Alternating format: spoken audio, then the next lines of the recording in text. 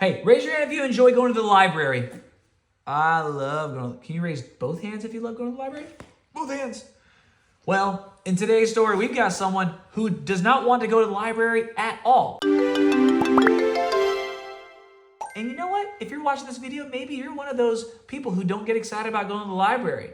Well, in today's story, one of our characters learns just how cool it is to go to the library.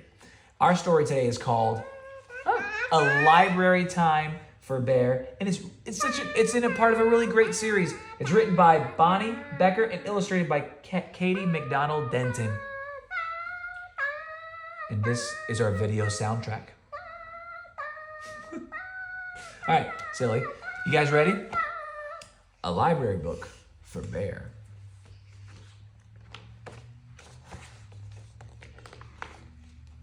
Bear had never been to the library. He had 7. Can you guys hold up 7 fingers? He had 7 very nice books at home. 3 about kings and queens, 3 about honeybees, and 1 about pickles. Bear was quite sure he had all the books he would ever need. He has 10. Well, later on he will, but we don't want them to figure that out yet. One morning, Bear heard a tap, tap, tapping on his door.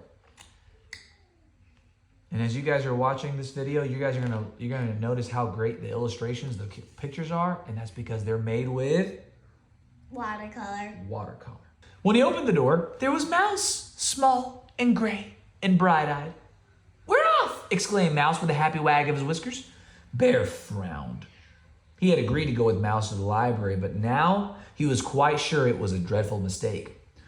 "Completely unnecessary," Bear announced. "I have all the books I need right here." He's pointing to the books above his fireplace.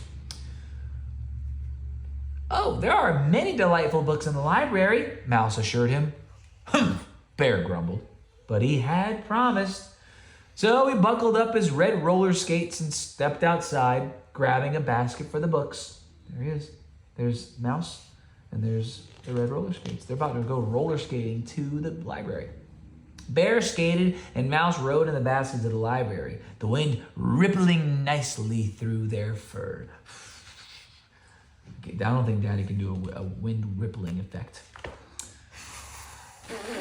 Oh, that's good, that's good.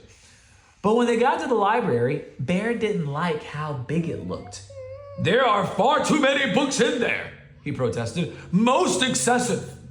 "Oh no, it's quite exciting," Mouse said, leading Bear through the tall doors.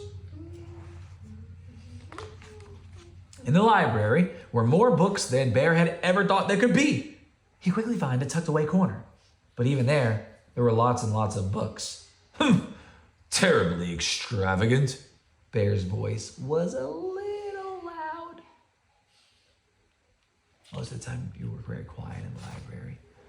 "I shall find you the perfect one," Mouse said quietly in his library voice.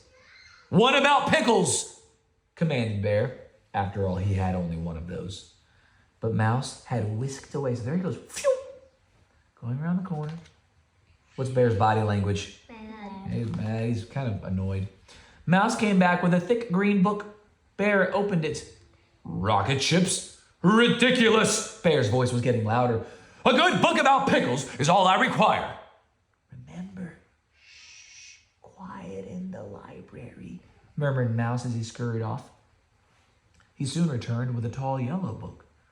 "I'm not interested in wooden canoes." Bear's voice was even louder.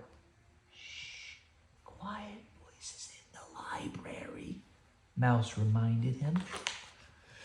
"My voice is always quiet," Bear shouted. "I will find my own book. I can assure you that pickles are quite interesting." Mouse didn't look so sure, but Bear quickly spotted a blue book with a pickle on the spine, and Mouse sprang up on the shelf to go get it for him. Indeed, inside there were pictures of pickles. The pickles had little fairy wings. They were dancing with petunias.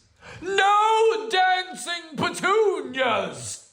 Bear roared. No, pickles. Shh. Oh, yeah, no dancing pickles. Shh. said a voice. They're all looking over there. Bear peeked around a bookshelf. There sat a librarian with a cluster of youngsters gathered around her. The librarian smiled, but a mother squirrel squished an angry finger against her lips, and an old raccoon said sternly, "Quiet in the library." Bear turned back with a huffy sniff. "I know when I'm not wanted," he told Mouse. "I want to go home."